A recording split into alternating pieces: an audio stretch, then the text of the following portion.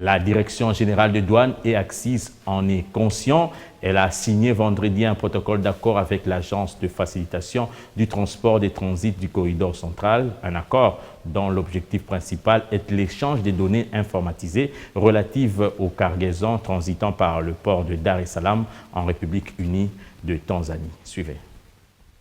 Sur les 7 millions de tonnes de marchandises qui transitent chaque année par le port de Dar es Salaam, 1,5 million sont destinés à la RDC.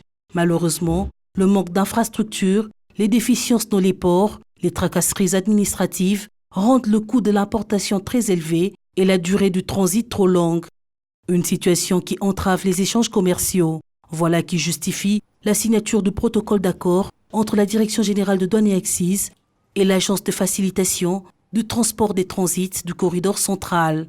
Cet accord va permettre d'échanger des données informatisées dans le contrôle des cargaisons transitant par le port de Dar es Salaam. Le coût de transport atteint même dans certaines proportions entre 7, 8 et même 9 000 $. Quand vous faites la moyenne connaissant la charge d'un conteneur, c'est que la tonne vous parvient ici à moyenne entre 250 et 300 $ comme le coût de transport.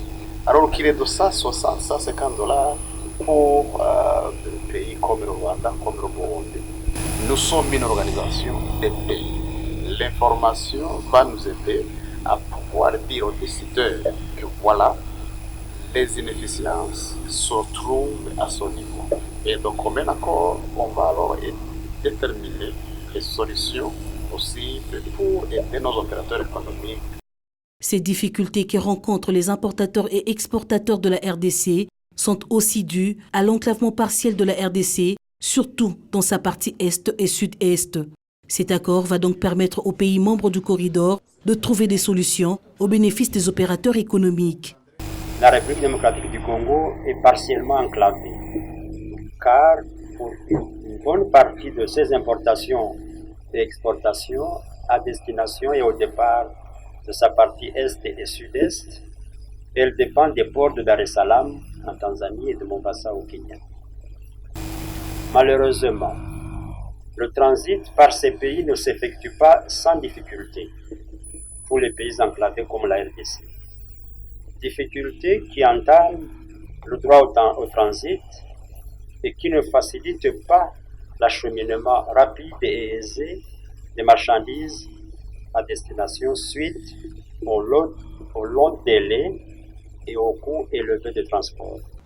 Les deux institutions sont donc appelées dans la mise en œuvre de cet accord signé ce vendredi. Les deux institutions sont donc appelées dans la mise en œuvre de cet accord signé ce vendredi 6 décembre à fixer et à déterminer les modalités d'échange de données dans le contrôle des cargaisons transitant au port de Dar es Salaam en vue d'évaluer les performances du corridor central.